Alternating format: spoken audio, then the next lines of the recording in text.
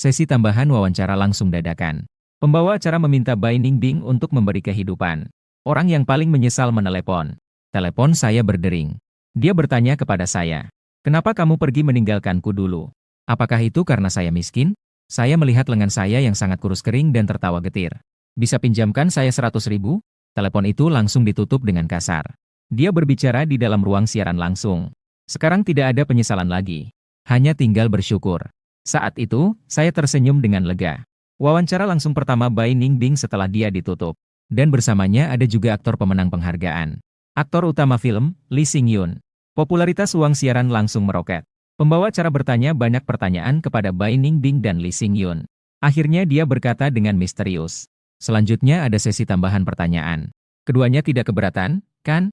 Bai Ningbing menjawab dengan sangat anggun dan sopan. "Kami perlu Anda memberi kehidupan secara langsung." Apakah dia orang yang menyakiti Bai Ningbing? Siapa sebenarnya orang itu? Pembawa acara berkata dengan bersemangat. Seorang aktris terkenal itu terdiam lama.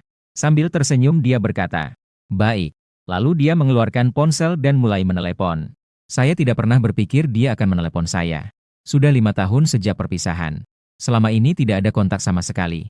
Saya bahkan mulai meragukan bahwa dia mungkin sudah menghapus nomor ponsel saya. Pada saat menerima telepon itu, perasaan saya sangat rumit. Akhirnya saya tetap mengangkatnya. Setelah telepon terhubung, Bai Ningbing tidak berbicara lama. Aku juga tidak. Seolah-olah kita terdiam selama 1 abad. Pesan di ruang siaran langsung sudah mendesak. Sangat tegang. Siapa sebenarnya yang bisa membuat Bai Ningbing terdiam begitu lama? Lihatlah tangan dia yang memegang ponsel. Menggenggam begitu erat sampai sendinya terlihat. Siapakah lawan bicara itu? Sangat membuat penasaran. Jantung saya hampir tidak baik. Apakah orang yang menyakiti Bai Ningbing? Dengan temperamen saya yang cepat marah, saya tidak bisa menunggu lagi. Ketika saya pikir Bai Ningbing mungkin akan langsung memutuskan teleponnya, dia dengan suara rendah bertanya kepada saya, "Mengapa dia meninggalkan saya dulu? Apakah hanya karena saya miskin?" Begitu kata-kata ini keluar, ruang siaran langsung heboh. Wah, aktris terkenal kami benar-benar pernah ditinggalkan orang. Siapa? Siapa? Siapa? Siapa yang tidak punya mata sehingga bisa meninggalkan aktris terkenal? Pasti sekarang mereka sangat menyesal. Bai Ningbing pasti tidak bisa memaafkannya. Pasti tidak bisa. Saya melihat tangan saya yang sangat kurus kering. Sambil tersenyum pahit berkata, "Bai Ningbing, bisakah kamu meminjamkan saya 100.000?" Bai Ningbing di ruang siaran langsung tersenyum. Senyum yang tetap menawan. Tetapi senyuman ini membuat hati orang lain sakit melihatnya. Para penggemar di ruang siaran langsung saling menghibur. Orang seperti ini tidak layak. Bai Ningbing, kamu adalah yang paling sempurna di mata kami. Ketidaktahuannya menghargai dirimu adalah kerugiannya. Siapa pria ini? Saya ingin mencari tahu siapa dia. Dia bahkan membuat Bai Ningbing kita sangat sedih. Bai Ningbing menutup telepon. Ekspresinya kembali tenang dalam sekejap. Dia berkata dengan acuh tak acuh kepada pembawa acara. Sekarang tidak ada penyesalan lagi. Hanya ada syukur. Pembawa acara juga segera setuju. Hidup adalah proses penyaringan. Beberapa orang tidak layak. Tidak perlu terikat. Di ruang siaran, semua komentar adalah dukungan untuk pembawa acara. Sesekali terdengar 1 atau 2 suara yang memaki saya. Sekarang giliran Lee Sing-yun. Pembawa acara dengan semangat berkata kepada Lee Sing-yun, "Baik." Lee Sing-yun tersenyum dan mengangguk setuju. Dia mengeluarkan ponsel. Tanpa ragu, dia menekan nomor telepon. Suara dering telepon terdengar di ruang siaran. Sampai Bai Ningbing mengangkat ponsel. Hanya setelah itu orang-orang baru tahu. Lee Sing-yun memanggil si Ningbing. Bai Ningbing menatap Lee Sing-yun. Lee Sing-yun tersenyum dan memberi isyarat agar dia menjawab telepon. Ruang siaran menjadi heboh. Bai Ningbing tidak kunjung memberi respon. Apakah pasangan yang saya dukung akan menjadi kenyataan? Jangan buat saya kecewa ya. S yang mengembun sendiri dan Lee Sing-yun adalah pasangan yang sempurna. Saya sangat menyukai pasangan ini. Saya sangat suka karakter Lee Sing-yun yang begitu berani. Bai Ningbing perlahan menjawab telepon. Bai Ningbing tidak segera memberi tanggapan. Saya sudah menunggu kamu selama bertahun-tahun. Dari SMA ke universitas hingga ke dunia hiburan. Dari pemeran tambahan menjadi bintang film utama. Dari kamu mencintainya hingga sekarang. Mata Lee Sing-yun sudah memerah. Dan sekarang kamu melepaskannya. Bisakah kamu menerima saya? Suara itu dipenuhi dengan kerendahan hati dan ketulusan. Semua penggemar di ruang siaran menyoraki. Janji Lee Sing-yun. Bai Ningbing cepat setujui dia. Lee Sing-yun ternyata menemani Bai Ningbing selama bertahun-tahun. Tidak mungkin kamu tidak bersama, itu tidak adil. S yang mengembun sendiri menerima Lee Sing-yun. Lupakan lelaki yang tidak punya hati itu. Bai Ningbing belum memberikan tanggapan. Mata Lee Sing-yun terus memerah. Seolah-olah berkilauan dengan air mata. Baik. Saya juga tidak pernah berpikir akan bertemu dengan seorang aktris terkenal lagi. Pada saat dia setuju, Lee Sing-yun sangat senang. Air mata di matanya tampak semakin jelas. Ruang siaran langsung semuanya mengucapkan selamat. Sudut bibirku juga tersenyum lega. Tapi setelah siaran langsung selesai, teleponku tiba-tiba menerima pesan pengingat tagihan sebesar 100.000 yuan. Aku tidak pernah berpikir seorang aktris terkenal benar-benar akan mengirimkan uang kepada saya. Tapi aku menerima uang ini. Saya benar-benar butuh uang. Bagi seorang aktris terkenal, mungkin dia hanya ingin memberi diri sendiri yang disebut penyesalan. Mengakhiri dengan sempurna. Saya juga tidak pernah berpikir akan bertemu lagi dengan Bai Ningbing. Jika bukan karena dia datang ke rumah sakit untuk syuting drama. Saya di tempat tidur rumah sakit. Mendengar teman pasien di sebelah dengan antusias berkata, "Ya Tuhan, apakah itu benar-benar Bai Ningbing?" Bai Ningbing benar-benar datang ke rumah sakit untuk syuting TV. Aku sangat teruja. Aku sangat ingin turun untuk meminta tanda tangan. Aku tidak tahu apakah dia akan membenciku. Bai Ningbing ternyata lebih cantik daripada di televisi. Teman pasien bersandar di jendela. Dia berbicara tanpa henti. "Fang Yuan, ayo cepat datang dan lihat. Benar-benar sangat cantik." Akhirnya, aku tidak bisa menahan diri. Aku bersandar di ambang jendela bersama teman pasien. Banyak orang di bawah. Tapi, dengan sekali lihat, aku bisa melihat Bai Ningbing yang bersinar bagaikan bintang. Dia saat ini duduk di kursi istirahat di samping menunggu giliran. Lee Sing-yun berada di sampingnya, mengobrol dan tertawa bersamanya. Pasangan ini benar-benar bikin baper. Teman pasien menunjukkan senyum lebar seperti bibi. Iya, mereka memang sangat cocok. Siapa sebenarnya pria yang tidak tahu menghargai ini? Bai Ningbing yang terbengkalai. Yang lebih menjijikkan adalah, Bai Ningbing meneleponnya terakhir kali. Dia bahkan masih memikirkan uang Bai Ningbing. Sangat tidak tahu malu. Teman pasien berkata dengan marah. Dia pasti tidak tahu bahwa Bai Ningbing sedang melakukan siaran langsung saat itu. Sekarang saya tahu. Pasti menyesal luar biasa. Teman sakit terus-menerus mengoceh. Tiba-tiba dia kembali bersemangat. Ah! Bai Ningbing melihat ke atas. Dia melihat saya. Teman sakit sangat bersemangat. Dan pada saat itu saya langsung berbalik. Dia seharusnya tidak melihat saya. Fang Yuan, tempat tidur 16. Prosedur keluar rumah sakit sudah selesai. Sudah bisa pulang. Perawat membawa dokumen dan berkata kepada saya. Segitiga hitam mengarah ke kanan setelah pulang. Ingat untuk melakukan pemeriksaan rutin. Sekali sebulan. Jika merasa tidak nyaman selama periode itu, segera datang ke rumah sakit. Saya mengganti baju rumah sakit. Teman sakit dengan enggan berkata, "Kamu akan segera pulang." Sangat iri. Kamu masih memiliki harapan. Sedangkan saya sudah tidak ada harapan. Saya didiagnosis kanker darah stadium akhir 5 tahun yang lalu. Semua keluarga saya sudah tiada. Dan belum menemukan sumsum tulang yang cocok untuk transplantasi. Pasrah pada takdir saja. Ketika saya sudah merapikan semua dan meninggalkan rumah sakit. Sekali lagi melihat Bai Ningbing. Dia mengerahkan semua tenaga untuk menarikku masuk ke dalam mobilnya. Fang Yuan, kenapa kamu di sini? Saya sudah tahu sebelumnya bahwa kamu akan datang ke rumah sakit untuk syuting, sehingga saya mengikutimu. Apakah kamu percaya? Aku berusaha untuk tersenyum dengan alami. Bai Ningbing tertegun sejenak. Segera setelah itu, matanya penuh dengan kebencian. Datang untuk apa? Saya menyesalinya. Aku menatapnya dengan penuh harap. Bai Ningbing mengerutkan dahi. Kekurangan uang. Kamu telah menemukanku. Aku dengan senang hati mengaku. Terakhir kali kamu meminjamkan aku 100.000 yuan. Bisakah kamu meminjamkan aku sedikit lagi kali ini? Kenapa harus? Bai Ningbing menahan amarahnya. Kalau tidak, biarkan aku menemanmu beberapa malam. Warna wajah Bai Ningbing secara jelas berubah. Dia berkata dengan gigi terkatup. Sumber 15 tur. Kamu benar-benar menjijikkan sampai membuat orang ingin muntah. Bai Ningbing pergi dengan marah. Melihat punggungnya yang menjauh. Pandanganku semakin kabur. 5 tahun yang lalu mungkin itu adalah pilihan pribadi. 5 tahun kemudian, aku benar-benar terpaksa. Datang terlambat. Berdiri di tepi jalan. Tunggu Anran menjemputku. Begitu dia tiba, dia langsung meminta maaf. Maaf Fang Yuan. Maaf, saya terlambat. Ada banyak masalah di perusahaan. Sambil berbicara, dia membantu meletakkan barang bawaanku ke bagasi. Sudah kukatakan bahwa aku bisa pulang sendiri. Itu tidak bisa. Kerja tidak sepenting dirimu. Anran berkata dengan serius. Aku juga tidak terlalu sopan. Duduk di dalam mobil kecil Anran. Saat Anran mulai mengemudikan mobil, bola mataku terhenti sejenak. Tadi aku sepertinya melihat Bai Ningbing. Hatiku bergerak sedikit. Dia pergi lagi. Anran mengernyitkan alis dan berkata lirih. Wanita ini benar-benar semakin berkembang. Iya. Aku tersenyum tipis. Apakah kamu yakin tidak ingin menjalin kembali hubungan dengan dia? Dia sudah punya pacar. Anran menarik napas dalam-dalam. Tidak ada yang lebih dia katakan. Dia tahu semua tentang aku dan Bai Ningbing. Jadi tidak ada alasan bagi saya. Ketika Anran mengantarkanku pulang, saya berkata secara santai. Jika ada waktu, kita pergi lihat tanah. Tanah apa? Pemakaman. Saya mengatakannya dengan datar. Tetapi mata Anran langsung memerah. Dia memalingkan kepala ke samping. Saya sedang sangat sibuk lembur akhir-akhir ini. Mungkin butuh waktu sebelum bisa pergi. Baik. Saya menjawab dengan senyuman. Tanpa mengungkap kebohongannya. Bagaimanapun, dia baru saja mengatakan bahwa pekerjaan tidak sepenting saya. Dia hanya tidak bisa menghadapi kematian saya. Malam itu, setelah saya tertidur dalam keadaan setengah sadar, telepon tiba-tiba berbunyi.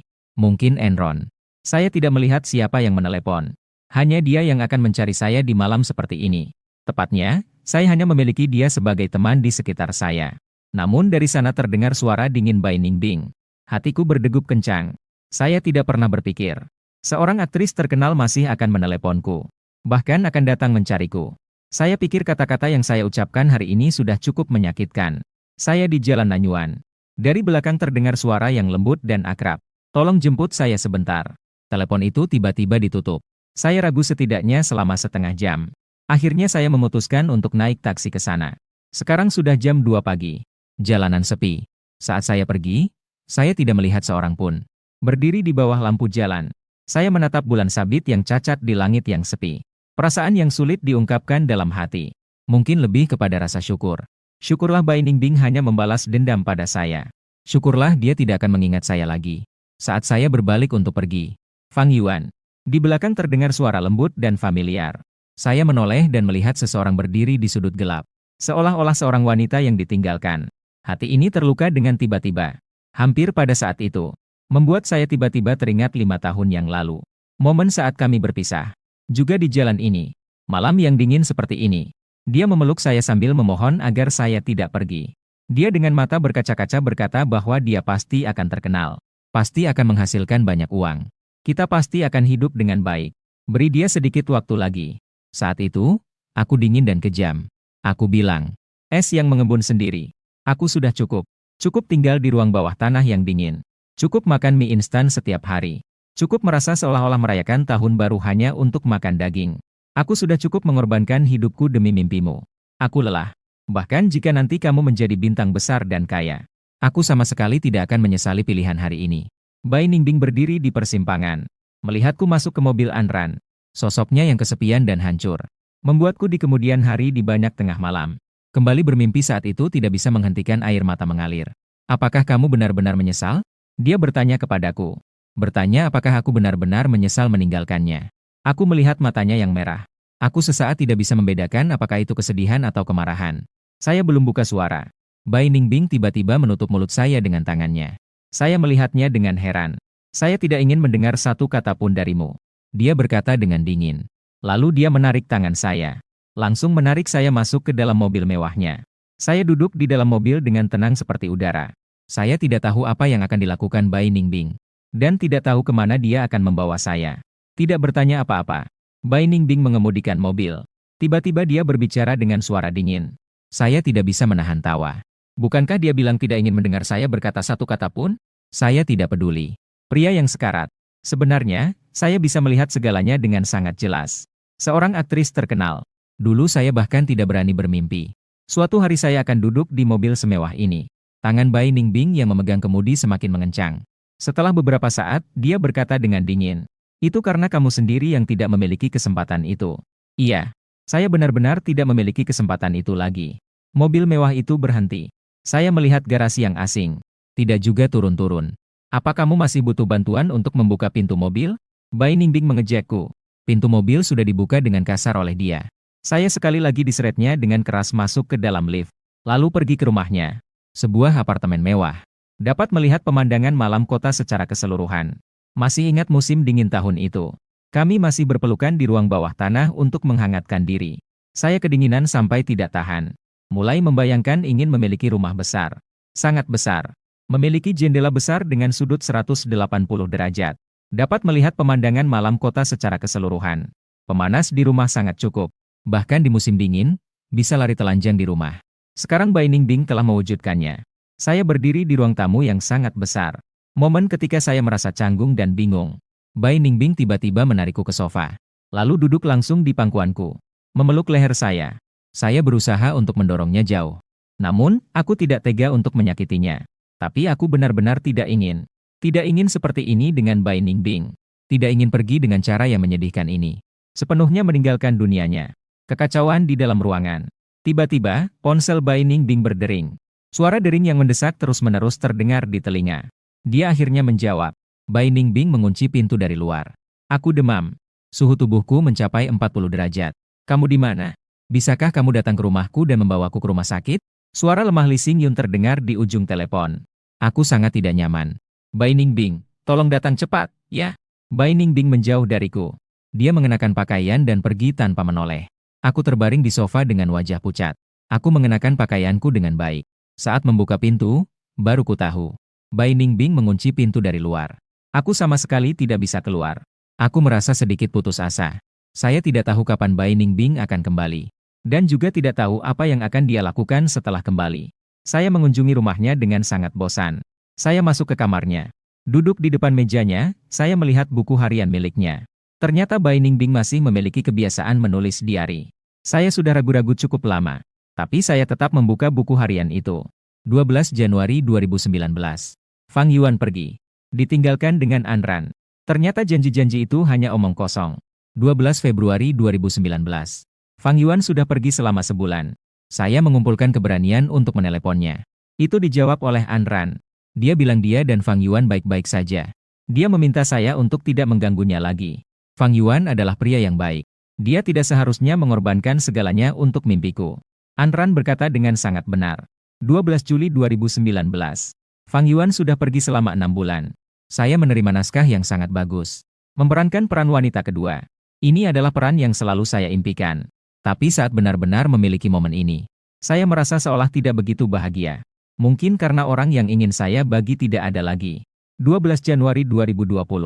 Fang Yuan sudah pergi selama setahun. Setahun ini, saya setiap hari tenggelam dalam peran saya. Sepertinya hanya dengan cara ini, saya bisa melupakan ketidaknyamanan dalam kehidupan nyata. 27 Mei 2020. Fang Yuan sudah pergi selama 500 hari. Hari ini adalah ulang tahunnya. Apakah dia baik-baik saja? Apakah dia sudah menikah dan punya anak dengan Anran? Semoga bahagia. 12 Januari 2021. Fang Yuan sudah pergi selama 2 tahun. Hari ini saya datang ke Dali untuk syuting. Fang Yuan selalu bilang ingin datang ke Dali. Ingin merasakan 4 musim bunga yang bermekaran. Ingin mendengarkan angin dan hujan di tepi danau air. Ingin memberi makan merpati di bawah langit biru. Aku ingin memberitahu Fang Yuan.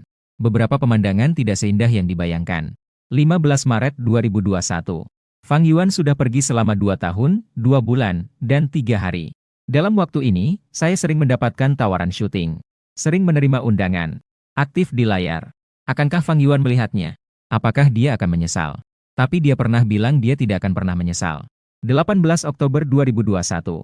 Fang Yuan telah pergi selama 2 tahun 7 bulan 6 hari. Hari ini saat syuting, saya jatuh dari ketinggian saat terikat kabel. Itu adalah saat saya merasa paling dekat dengan kematian. Jadi setelah saya sadar, hal pertama yang aku lakukan adalah menemukan Fang Yuan. Saya ingin memberitahunya. Saya sekarang sangat kaya. Kita tidak perlu tidur di basement lagi. Kita tidak perlu makan mie instan lagi. Kita bisa mencoba berbagai hidangan dari seluruh dunia. Saya tidak akan lagi memaksanya mengorbankan mimpinya. Dia bisa melakukan apapun yang dia inginkan. Tapi saat saya benar-benar melihat Fang Yuan, saya tidak memiliki keberanian untuk mendekat. Aku melihat dia dan Anran sedang berpelukan. Paket besar dan kecil yang dibeli dari supermarket. Mereka berbincang dan tertawa saat kembali ke tempat tinggal Anran. Saya berdiri kurang dari 10 meter darinya. Tapi dia tidak menyadari keberadaan saya. 3 April 2022. Fang Yuan telah pergi selama 3 tahun 2 bulan 22 hari. Hari ini saya pergi membeli rumah. Agennya menyarankan saya untuk membeli villa. Dia bilang privasinya lebih baik. Tapi akhirnya saya tetap memilih apartemen besar di pusat kota. Fang Yuan bilang dia suka apartemen besar. Ada jendela besar untuk melihat pemandangan malam. Jika suatu hari Fang Yuan dan Anran tidak hidup dengan baik, dia bisa langsung pindah ke sini. 18 Juni 2022. Fang Yuan pergi selama 3 tahun 5 bulan 6 hari. Sumber daya saya di dunia hiburan semakin baik. Untuk menghasilkan lebih banyak uang. Apapun skenarionya, saya tidak menolak. Reputasi saya semakin buruk. Banyak orang yang memarahiku. Daya hancur dari kekerasan online bahkan lebih besar dari yang saya bayangkan. Saya pernah mengalami depresi. Pada waktu itu ada seseorang yang bernama Waktu Tidak Mengkhianati. Penggemar terus mengirim pesan pribadi untuk mendukung saya. Dia telah menjadi penggemar saya selama bertahun-tahun. Seharusnya dia memperhatikan saya sejak saya debut. Tapi sebelumnya dia tidak begitu aktif. Dalam ingatan saya, sepertinya hanya saat ulang tahun saya setiap tahun. Dia akan mengucapkan, "Selamat ulang tahun Bai Ningbing." Karena ucapan selamat, semoga panjang umur. Itu membuat saya terkesan padanya. Lagi pula, setelah seseorang terkenal, banyak penggemar yang memberikan ucapan selamat ulang tahun. Namun, tidak semua akan diingat. Dan saat-saat terendah dalam hidupku, dia selalu ada di sampingku untuk menghiburku. Dia berkata, setiap orang pasti pernah jatuh. Yang penting adalah bangkit kembali. Dia bilang aku adalah aktris yang paling keras kepala yang pernah dia lihat. Dia bilang meskipun skenario-skenario itu buruk, dia melihat keseriusanku terhadap karakter. Dia merasakan cintaku terhadap akting. Dia juga mengatakan bahwa suatu hari aku akan menjadi aktris utama. Sepertinya dia sangat tahu apa yang ingin ku dengar. Aku harus mengakui. Sepertinya aku benar-benar sembuh karena dia. 15 Agustus 2022. Fang Yuan telah pergi selama 3 tahun, 7 bulan, dan 3 hari. Aku menerima tawaran untuk film seni. Manajer sangat marah. Karena film ini, aku harus berada di Barat Laut selama 8 bulan. Ini berarti aku akan kehilangan banyak peran lain. Dan juga kehilangan banyak tawaran. Tapi aku tidak ingin terus-menerus menghabiskan popularitasku seperti ini. Saya ingin menenangkan diri. Diri saya sebelumnya terlalu gelisah. 12 April 2023. Fang Yuan telah pergi selama 4 tahun 2 bulan. Sesuai dengan yang diperkirakan oleh manajer. Setelah saya meninggalkan pekerjaan untuk syuting selama 8 bulan, popularitas saya mengalami kegagalan total. Pernah merasa kecewa tetapi tidak pernah menyesal. Beberapa tahun sebelumnya, saya sibuk syuting dan berkeliling untuk promosi. Saya hampir tidak memiliki waktu untuk diri sendiri. Sekarang, memanfaatkan waktu kosong ini, saya membuat rencana perjalanan. Sebenarnya tidak perlu dilakukan. Fang Yuan sebelumnya pernah mengatakan banyak tempat yang ingin dia kunjungi. Dia bilang dia ingin pergi ke Disneyland untuk merasakan kembang api yang indah dalam cerita dongeng. Dia ingin pergi ke Gunung Changbai, menikmati kemewahan orang kaya bersantai di pemandian air panas di salju. Dia ingin pergi ke Gunung Hua, ingin mendaki ke puncak tertinggi untuk melihat matahari terbit dan terbenam. Dia ingin pergi ke Tibet, untuk pergi ke tempat yang paling dekat dengan langit. Dia ingin menunggang kuda di padang rumput Mongolia dalam. Hanya perjalanan seorang diri. Agak kesepian. 12 Februari 2024. Fang Yuan telah pergi selama 5 tahun penuh. Film seni saya segera ditayangkan. Tiba-tiba populer. Akting saya diakui secara profesional. Saya bahkan mendapatkan penghargaan aktris utama terbaik berkat film ini. Pembawa acara meminta saya untuk menelepon orang yang paling saya sesali dalam hidup. 5 tahun penuh. Saya mengumpulkan keberanian untuk menelepon Fang Yuan lagi. Saya bertanya padanya mengapa ia meninggalkan saya. Apa karena saya sangat miskin? Sebenarnya yang ingin saya tanyakan adalah, sekarang saya sudah kaya, bisakah kamu kembali? Dia tidak menjawab saya. Sebaliknya, dia meminta pinjaman 100.000 yuan. Saat itu, hati saya terasa sangat dingin. Bukan karena tidak tahan dia langsung meminta uang, melainkan karena nada suaranya yang datar dan dingin. Membuat saya merasakan dengan mendalam. Dia benar-benar jauh dari saya. Saya langsung memutuskan telepon. Saya pikir, saya rasa saya tidak memiliki penyesalan lagi. Jadi saya menerima pernyataan cinta Lee Xingyun. Lee Xingyun memang menemani saya selama bertahun-tahun. Sejak SMA hingga sekarang. Dia bahkan pergi ke barat laut untuk syuting selama 8 bulan demi aku. Aku tidak bisa menolak dia. Setelah siaran langsung berakhir, saya duduk di mobil pengasuh. Para staf semua mengucapkan selamat pada aku dan Lee Xingyun. Setelah bertahun-tahun akhirnya kami mendapatkan hasil yang nyata. Pada saat itu, aku secara tidak sadar memberi Fang Yuan 100.000 yuan. Menganggapnya sebagai pelajaran untuk diri sendiri. Diari ini berakhir di sini. Air mata juga tidak bisa dikendalikan mengotori buku catatannya. Aku dengan hati-hati mengelapnya sampai bersih. Meletakkan buku diari di tempat semula. Malam itu Bai Ningbing tidak pulang. Aku ada di sofanya, menggulung tubuhku dan tertidur. Ketika aku bangun, hari sudah terang.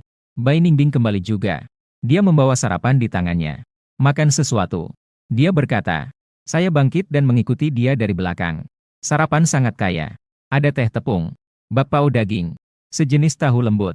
Saya tiba-tiba teringat saat kita bersama. Bahkan untuk sarapan pun harus diperhitungkan.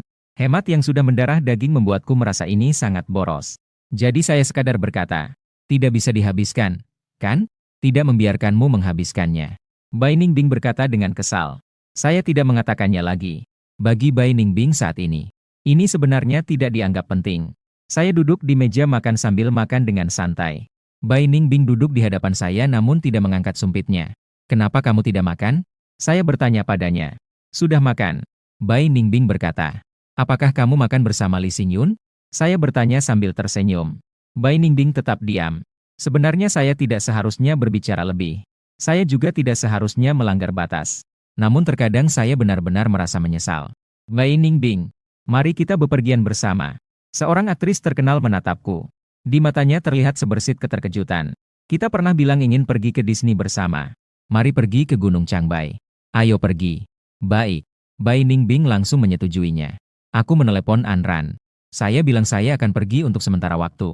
Es yang mengembun sendiri ada tepat di sebelahku. Dia selalu tersenyum sinis. Aku berbohong pada Anran. Saya tidak memberitahunya bahwa saya pergi bersama Bai Ningbing. Saya hanya bilang bahwa saya akan pulang ke kampung halaman. Pulang untuk menenangkan pikiran. Anran sangat mendukungku. Dia juga memberikan banyak nasihat kepada saya. Saya dan Bai Ningbing pergi ke Gunung Changbai sebagai tujuan pertama. Dengar-dengar di sana masih ada salju yang belum mencair. Kami check-in ke hotel, mengganti pakaian renang, lalu pergi berendam di pemandian air panas di antara salju. Saya membungkus tubuh saya dengan jubah mandi yang besar. Bai Ningbing sudah berada di kolam pribadi. Dia mengejek saya kenapa membungkus diri begitu ketat. Seperti tidak pernah melihat sebelumnya. Saya bukan merasa malu. Saya hanya takut dia melihat tubuh saya yang sangat kurus dan terkejut. Saya ragu-ragu tapi akhirnya melepas jubah mandi. Masuk ke kolam air panas. Aku meringkuk di sudut. Kami berdua sangat jauh. Zi Ningbing menatapku lama sekali. Tiba-tiba berjalan menuju saya. Dia menarik lengan saya dengan kuat. Mata penuh dengan kemarahan. "Beberapa tahun bersama Anran. Kamu hidup dengan cara yang seperti ini. Bukankah sekarang semua tren adalah kecantikan sangat kurus? Bukankah semua bintang pria di dunia hiburan seperti ini?" Saya mencoba menjelaskan. "Ah." Bai Ningbing tiba-tiba menggigit lengan saya. Rasa sakit membuat saya tidak bisa menahan suara. Dia melepaskan lengan saya. Dia dengan keras mengatakan kepada saya, "Sangat jelek." Kemudian pergi dengan marah meninggalkan kolam air panas. Aku melihat punggung Bai Ningbing. Badannya sangat bagus. Kaki putih dan ramping. Postur yang menggoda seperti setan. Setelah Bai Ningbing pergi, saya sudah berendam di kolam mandi cukup lama. Lagi pula, kehidupan yang nyaman seperti ini tidak akan ada lagi. Setelah berendam, saat kembali ke kamar, Bai Ningbing sudah memerintahkan orang untuk mengirimkan makan malam. Kami duduk di depan jendela besar, melihat salju yang tersisa di luar, sambil menikmati steak mewah. "Makanlah yang banyak." Bai Ningbing melihatku meletakkan pisau dan garpu. Ciumannya mengandung perintah. Aku sudah kenyang. Sejak mulai menjalani kemoterapi, selera makanku semakin menurun. Kadang-kadang aku tidak bisa makan sepiring nasi dalam sehari. Hari ini sudah sangat sulit. Bai Ningbing dengan cepat mengambil piring makanku. Dengan agak kasar memotong sisa steakku yang masih banyak, menjadi banyak potongan kecil. Lalu dia meletakkan sepotong kecil daging di samping mulutku. Begitu aku membuka mulut, Bai Ningbing langsung memberi steak ke dalam mulutku. "Jangan sampai dikeluarkan. Makanlah." Bai Ningbing memerintah lagi. Dia tidak pernah sekekeh ini sebelumnya. Ternyata setelah menjadi bintang besar, dia jadi berbeda. Aku selesai menghabiskan satu porsi steak. Sudah bertahun-tahun saya tidak makan sebanyak ini. Setelah makan, perut saya terasa tidak enak. Ingin muntah tapi tidak berani. Hanya terdiam di situ. Saat tidur, saya bolak-balik. Tidak nyaman. Bai Ningbing yang tidur di samping saya tiba-tiba bertanya pada saya. Kami masih tidur di ranjang yang sama. Hanya saja, di antara mereka terdapat jarak setidaknya 3 orang. Bai Ningbing tidak bersikap aktif terhadap saya. Melakukan sesuatu yang melanggar batas. Makan terlalu banyak. Saya berkata dengan tidak nyaman. Di detik berikutnya, tubuh Bai Ningbing mendekat. Tangan hangatnya mengelus bagian perut saya. Mengusap dengan lembut. Saya menjepit bibir saya. Tubuh saya kaku dan tidak bergerak. Saya juga tidak tahu sudah berapa lama Bai Ningbing tertidur. Kami tetap dalam posisi canggung ini sepanjang malam.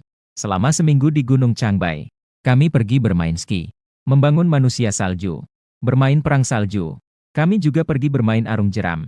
Kemudian kami pergi ke kota Weinan, mendaki Gunung Hua.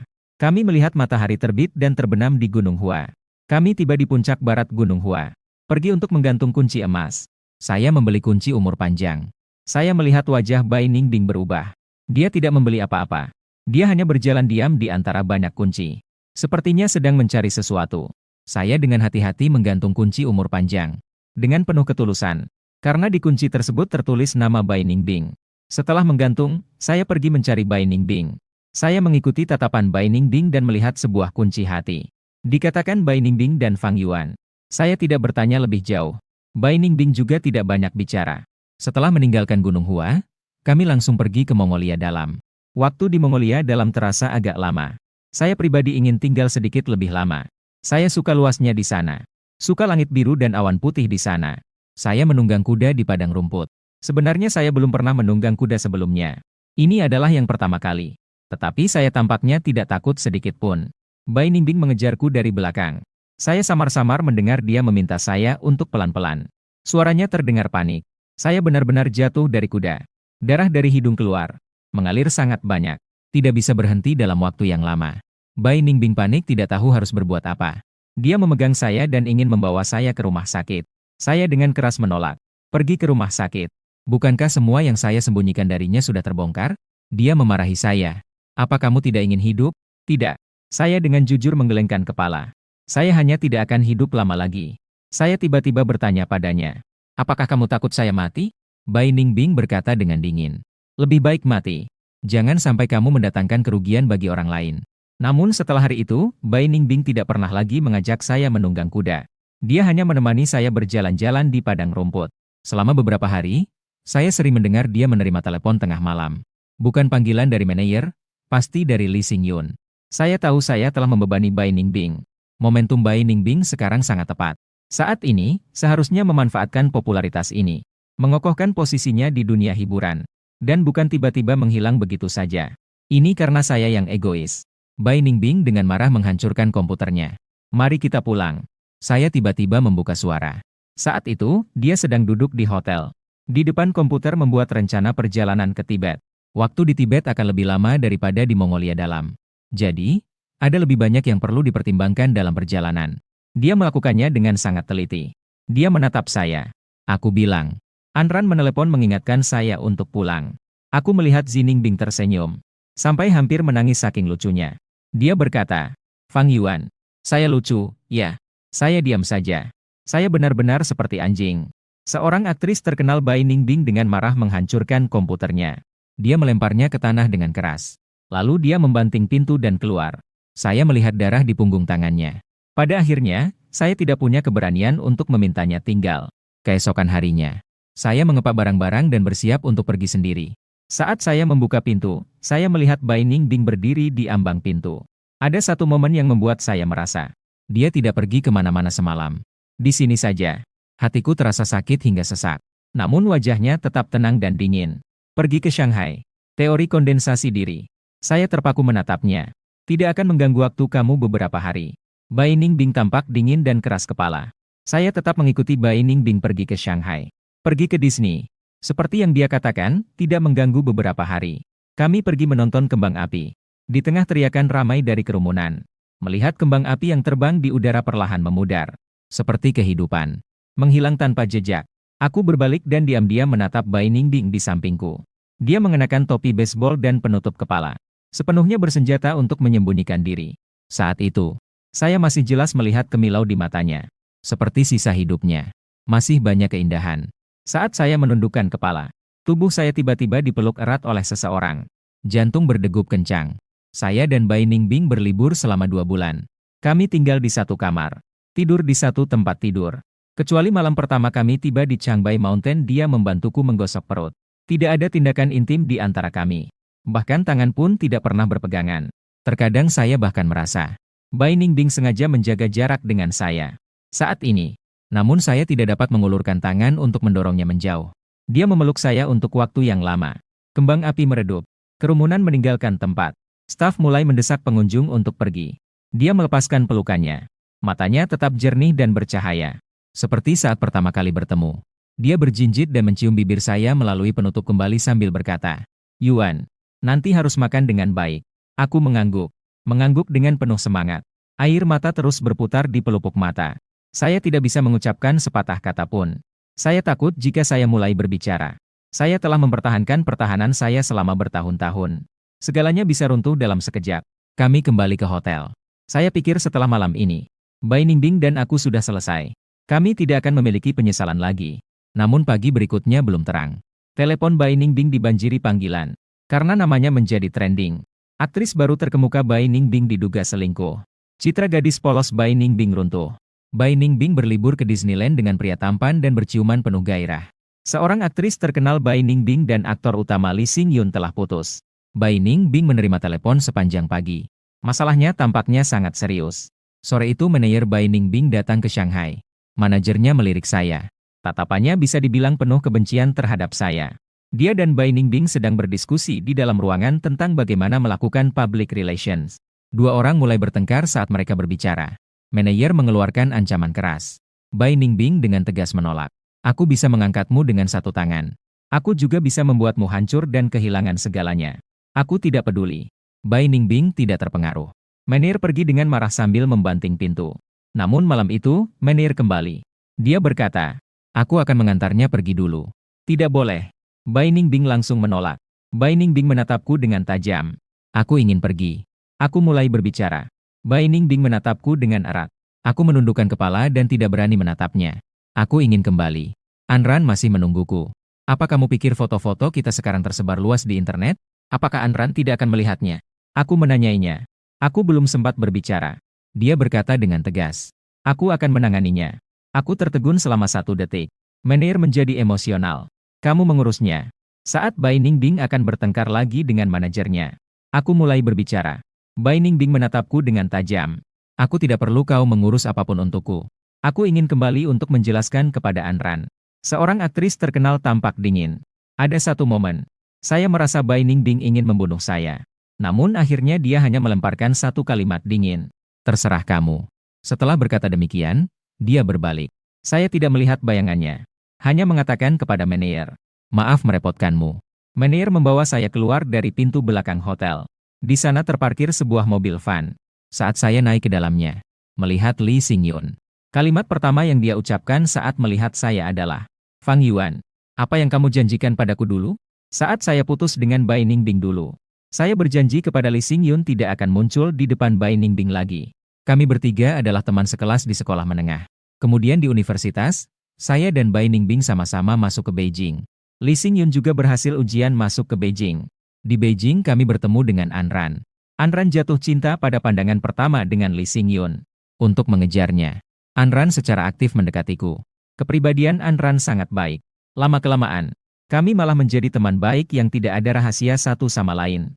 Hingga akhirnya, saya juga meminta Anran untuk membantu saya meninggalkan es yang mengembun sendiri. Sementara Lee Sing Yoon juga merantau ke Beijing. Tetapi keluarganya berbisnis.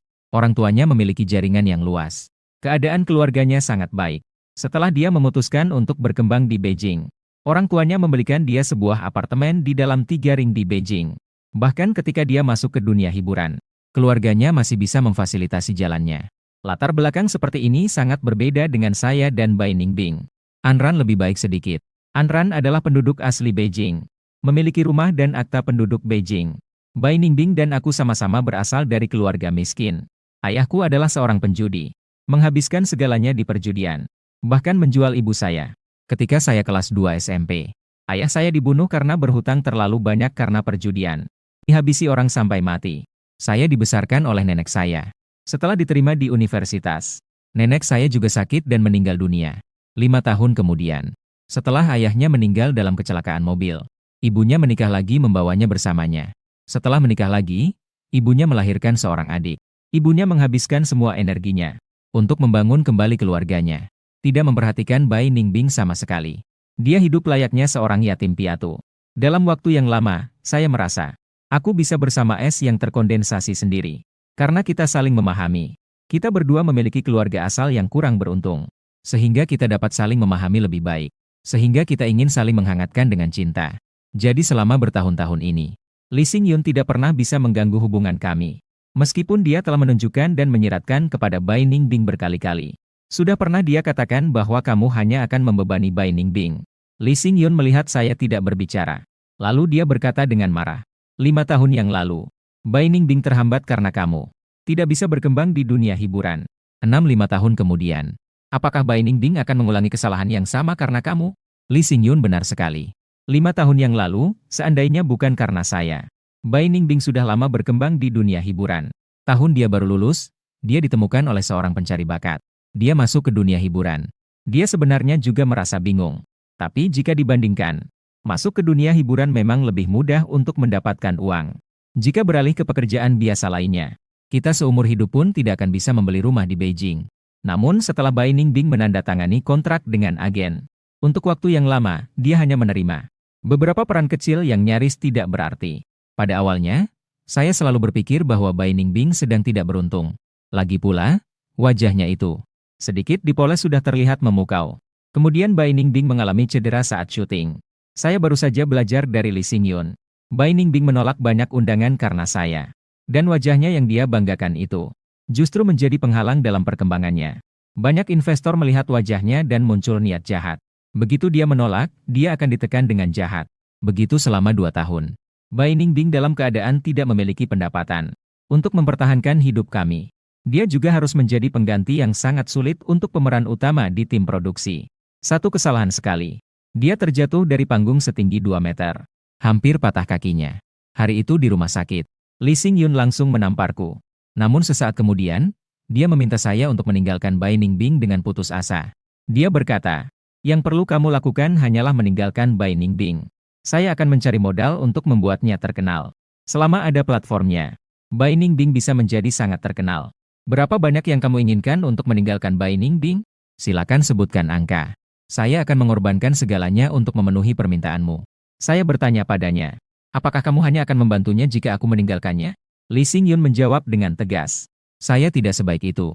Saya melihat Bai Ningbing yang penuh luka di tempat tidurnya.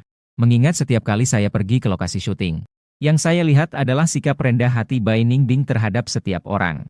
Memikirkan tentang bertahun-tahun ini, Bai Ningbing dan saya tinggal di ruang bawah tanah yang dingin itu. Dia benar-benar bisa melangkah lebih jauh. Saya setuju. Tapi aku tidak meminta uang pada Lee Xingyun. Namun, Lee Xingyun tetap memberikan saya 1 juta. Itulah 1 juta itu. Sebenarnya, itu menyelamatkan hidup saya pada suatu waktu. Saya meninggalkan Zining Ice kurang dari setengah tahun. Saya didiagnosis dengan kanker darah. Anran selalu berpikir saya pergi karena saya sakit sehingga memilih untuk meninggalkan Bai Ningbing. Saya tidak menjelaskan. Saya juga tidak ingin merusak posisi Lee Xingyun.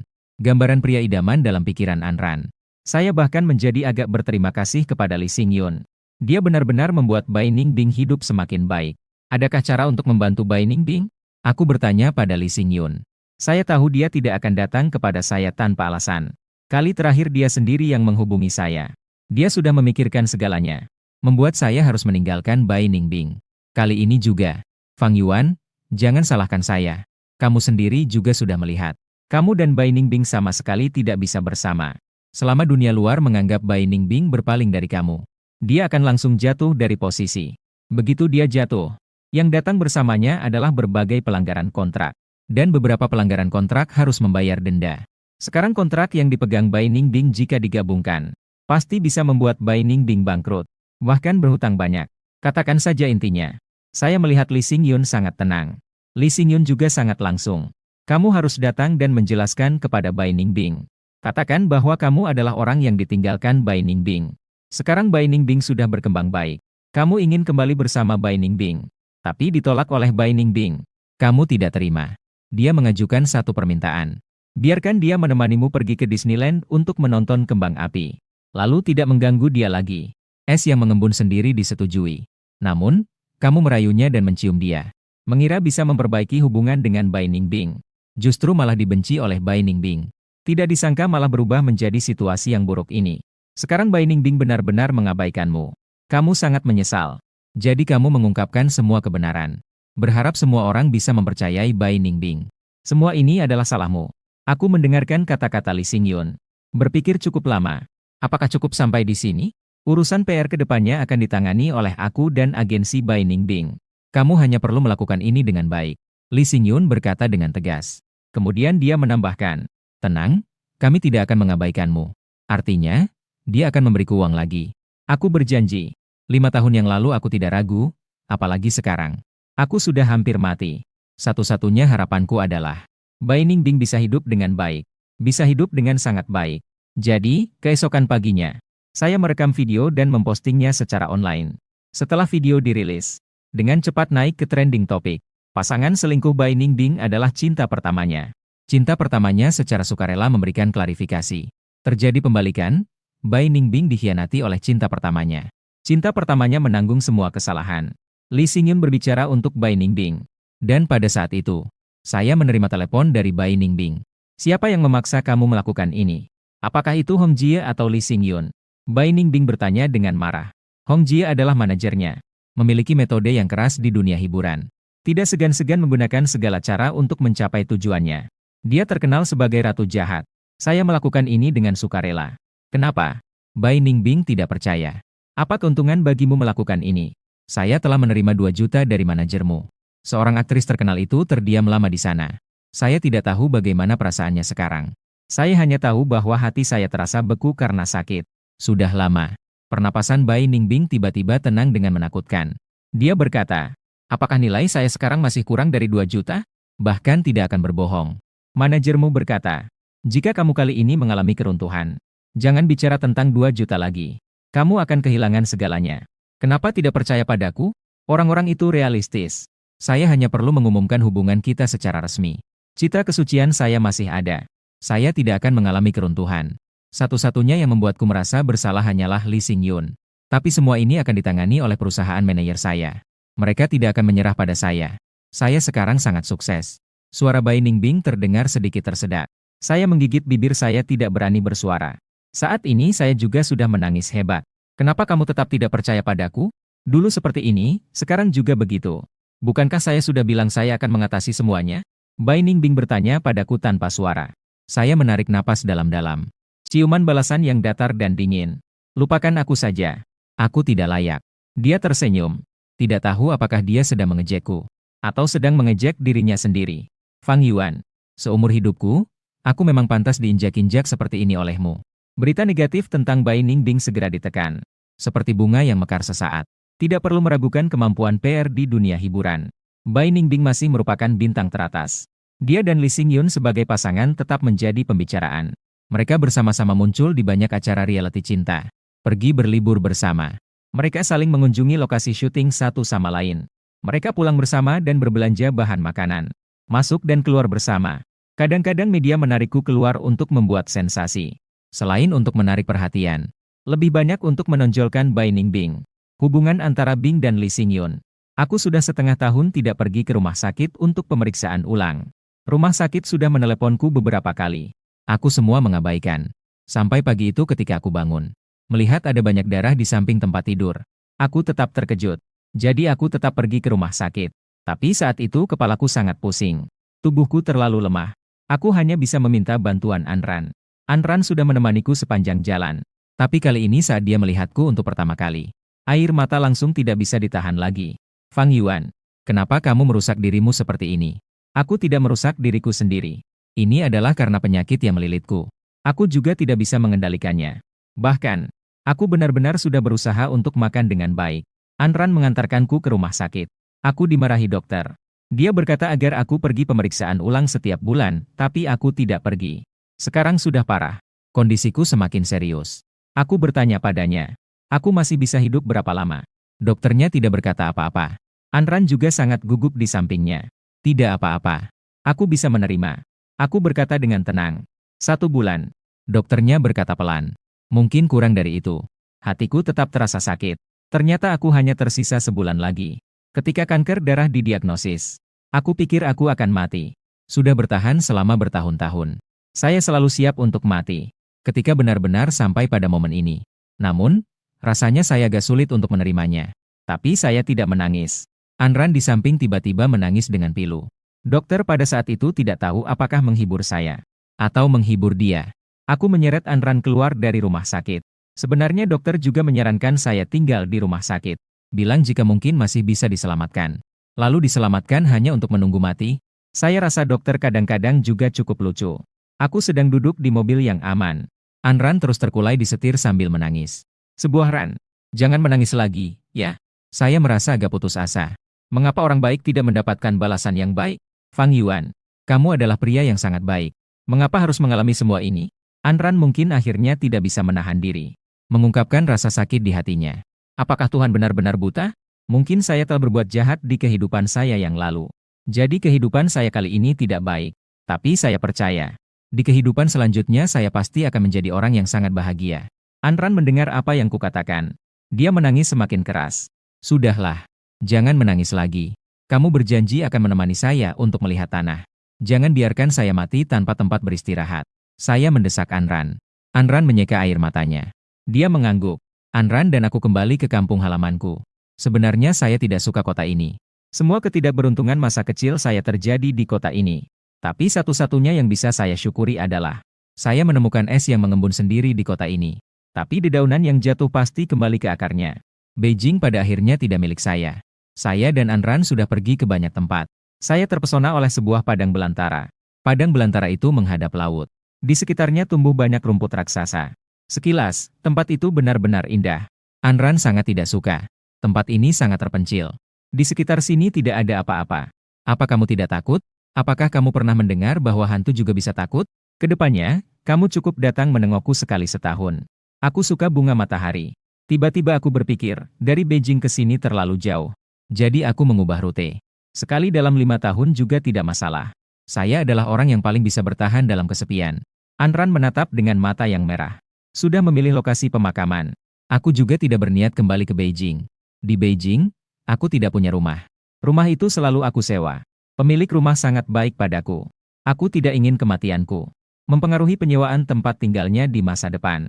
Tentu saja, di sini juga aku tidak punya rumah. Aku sudah merencanakannya semua. Jadi, aku akan tinggal di rumah sakit lokal. Jika aku meninggal di rumah sakit, itu tidak akan mempengaruhi siapapun. Hanya saja setelah meninggal, aku harus merepotkan Anran untuk datang dari Beijing ke sini mengurus kremasi. Kemudian menaburkan abuku di tempat yang sudah kutentukan. Setelah saya memberitahukan rencana saya kepada Anran, Anran juga tidak terburu-buru untuk kembali ke Beijing. Dia bersikeras untuk menemaniku. Aku tidak bisa mengusirnya. Jadi, aku membiarkan dia menemaniku ke suatu tempat. Itu adalah sebuah kompleks perumahan yang agak tua. Di dalam kompleks itu ada sebuah taman bermain kecil. Banyak anak kecil bermain di sana. Pandanganku tertuju pada seorang bocah laki-laki berusia 2 atau 3 tahun. Dia sangat berani. Dia bersikeras untuk bermain perosotan sendiri. Orang dewasa yang menemani di sampingnya terlihat cemas. Dou patuh. Nenek membantumu naik tangga. Saya bisa sendiri. Nenek, lihat saya bermain. Bocah laki-laki itu mendorongnya. Dia sangat bingung. Dia hanya bisa melindungi bocah laki-laki itu dari sisi. Bocah laki-laki itu bermain cukup lama. Apakah kita boleh pulang? Sebentar lagi ayah dan ibu akan kembali untuk makan bersama. Dia membujuknya dengan lembut. Tapi saya masih ingin bermain sedikit lagi. Mari kita bermain lagi lain kali, ya? Baiklah. Bocah laki-laki itu mengangguk patuh. Dia kembali mengomel manja. Nenek, saya ingin berpelukan. Dia tersenyum manis dengan penuh kasih sayang. Dia memeluk bocah laki-laki itu dan pergi. Saat pergi, dia tampaknya menoleh sebentar. Lalu dia berbalik dan pergi. Aku pun berpaling. Anran bertanya padaku. Dia siapa? Ibu saya. Kamu punya ibu? Anran terkejut. Saya juga tidak mungkin muncul dari dalam batu. Tidak heran Anran terkejut. Selama bertahun-tahun ini, dia belum pernah melihat satupun kerabat saya. Aku sakit. Kecuali saya, itu Enron. Ibu saya sebenarnya juga sudah tidak ingat saya. Setelah dia dijual oleh ayahku yang penggila judi itu. Mengalami banyak siksaan yang tidak manusiawi. Dia menjadi gila. Ayahku melihat ibuku sudah gila. Lalu mengusir ibuku dari rumah. Saya masih ingat saat itu saya berlutut di tanah. Memohon kepada ayahku untuk tidak mengusir ibuku. Ayahku menendang dahi saya. Wajah saya penuh dengan darah. Hingga kini masih ada bekas luka di dahi saya. Syukurlah setelah ibuku diusir. Dia bertemu dengan seseorang yang baik. Dia menampungnya dan merawatnya.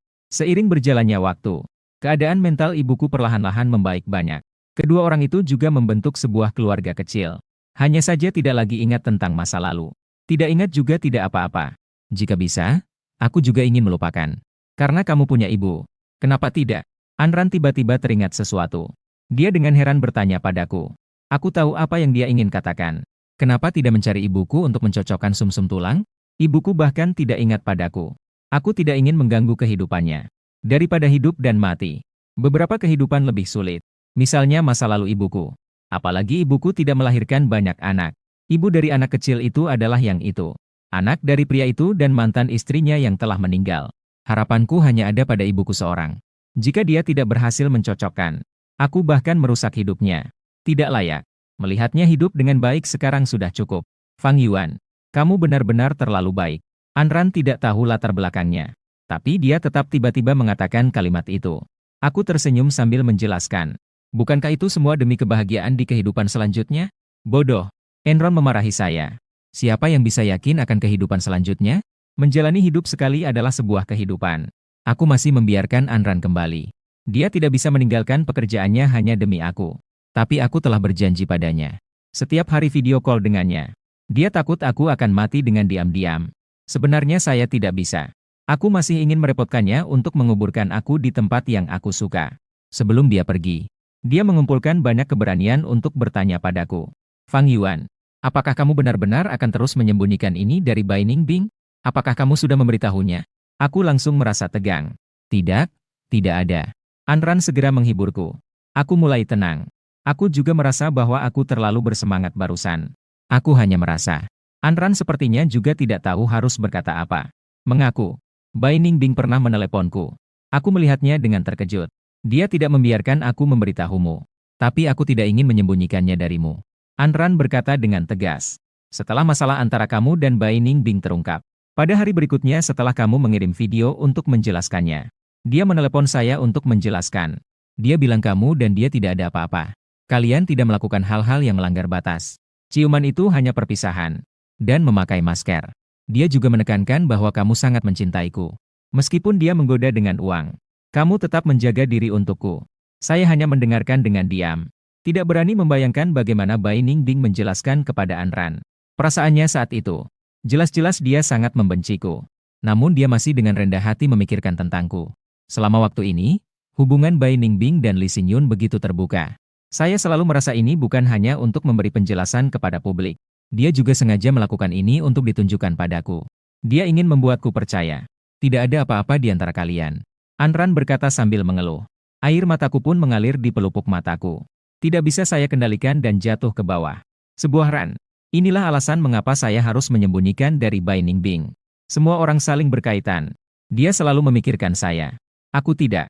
Enron mengerti. Dia hanya merasa sayang akan hubungan saya dengan Bai Ningbing. Setelah Enron pergi, kota ini hanya tersisa saya seorang.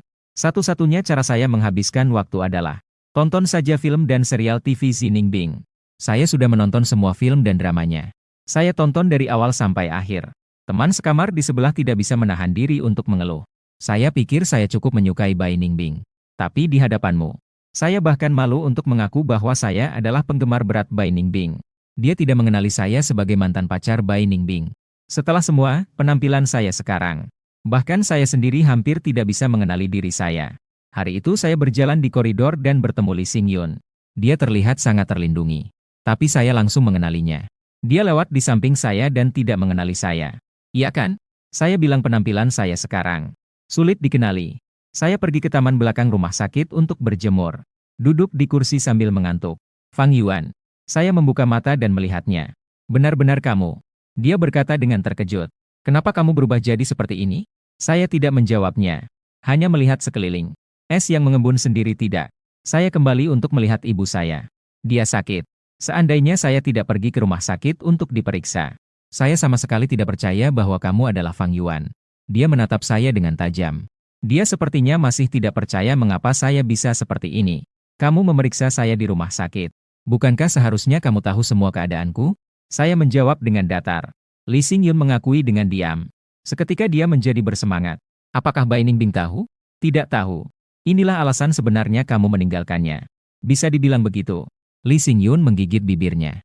Lalu dia berkata, dokter bilang kamu tidak akan hidup lebih dari beberapa hari lagi. Aku tidak akan memberitahu Xi Ningbing. Saya tidak akan memberitahunya bahwa kamu akan mati.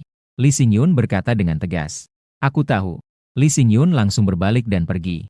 Tapi pada saat itu saya samar-samar melihat matanya tampak merah. Hari-hari menunggu kematian terasa sangat lambat. Namun juga berlalu dalam sekejap.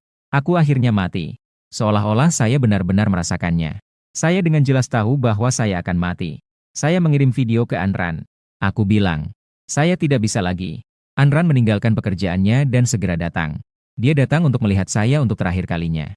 Saya punya beberapa pesan terakhir untuk disampaikan. Dia mengangguk. Mengangguk dengan sangat bersemangat.